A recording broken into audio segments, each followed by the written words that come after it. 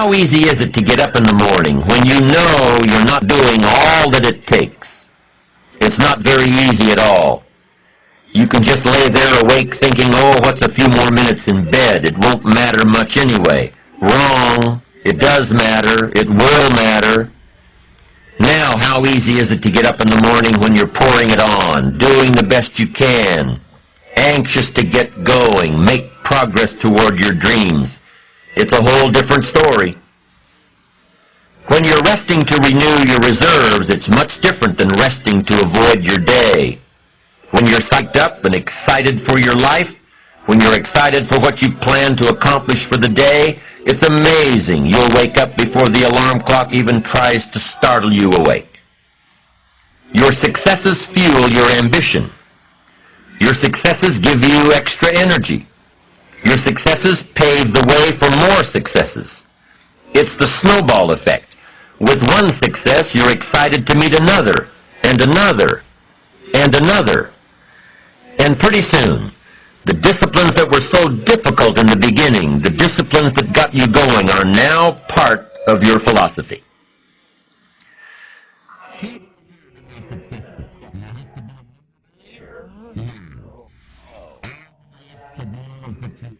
All you possibly can. If you ran 10,000 a year and that's the best you can do, that's enough. God and everything else will see to it that you're okay. The key is to just do the best you can. If it's 10,000 a year, wonderful. If it's 100,000 a year, wonderful. If it's a million a year, wonderful. It doesn't matter if it's 10,000 a year or a million a year. It doesn't matter as long as you've done the best you possibly can. Earn the most you possibly can. Be the most you possibly can. And here's why. The essence of life is growth. The essence of life is growth, to do the best you can. And here's what's interesting. Humans are the only life form that will do less than they possibly can. Humans are the only life form that will settle for less. Every other life form except human beings strive to its maximum capacity. How tall will a tree grow? Approximately. As tall as it possibly can. You never heard of a tree growing half as high as it could. No, trees don't grow half. Trees send their roots down as deep as possible, stretch their limbs up as high as possible, produce every leaf possible and every fruit possible. As a matter of fact, you never heard of a human physically growing half. We keep growing until we're done. Now that's a part of life we can't control. It's genetically coded.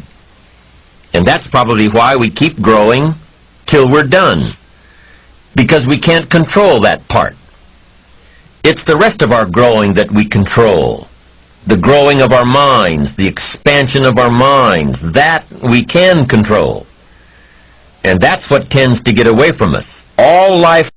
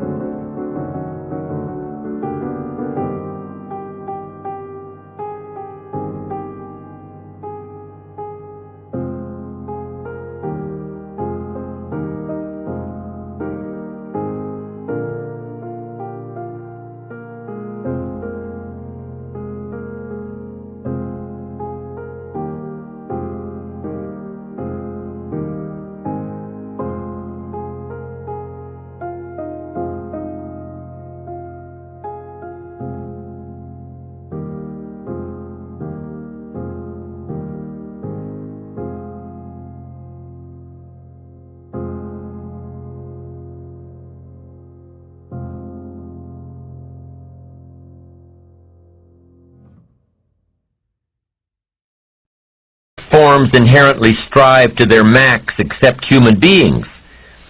Now, why wouldn't human beings strive to their maximum possibility? Here's why. Because we've been given the dignity of choice. It makes us different than alligators and trees and birds. The dignity of choice makes us different than all other life forms. And here's the choice: to become part of what we could be, enough to get by, or to become all that we can be. My best advice for you is to choose the all.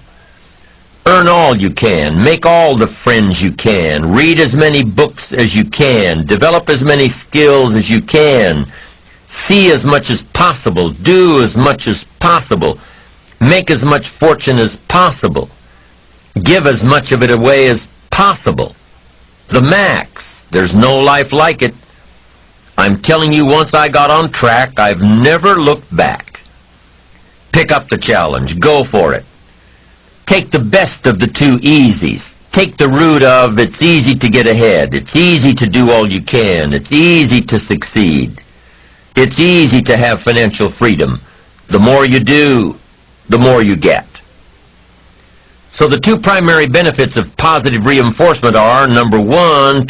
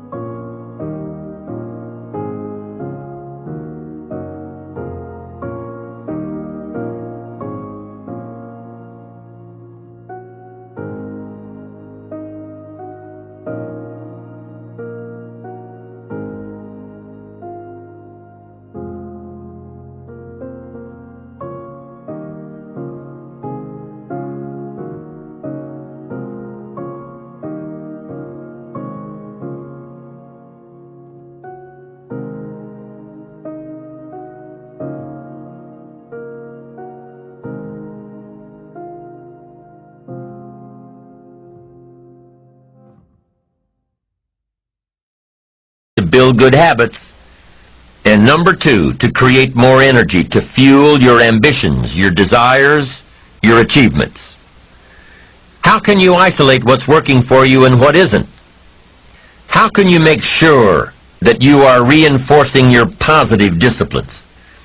Well, if it isn't apparent, easy to see right away, if what you're doing is happening in such small increments that you're not sure if you're on track, then you need to be writing it down. You need to keep a journal anyway.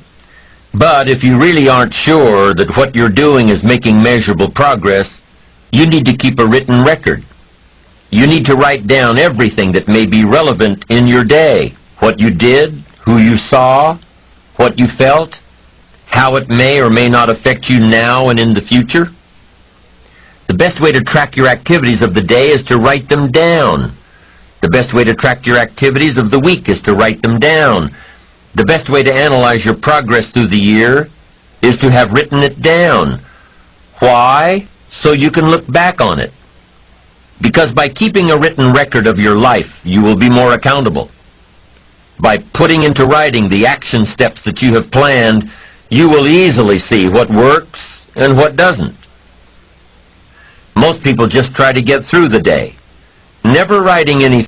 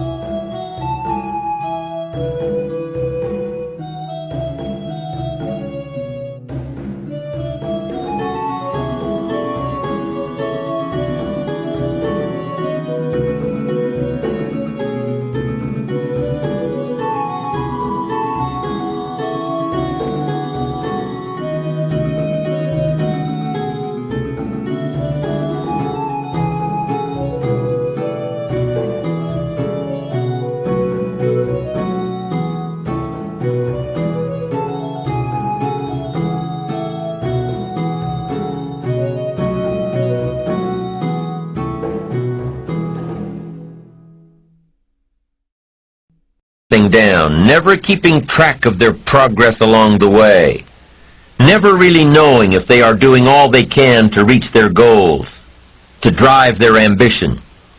But gifted people learn to get from the day. They don't let a day end without picking up some valuable experience, some emotional content, some idea that may positively affect their future. To get the most from a day, to learn the most from a day, you need to be able to reflect on the day. And how can you reflect on a day unless you record it in history?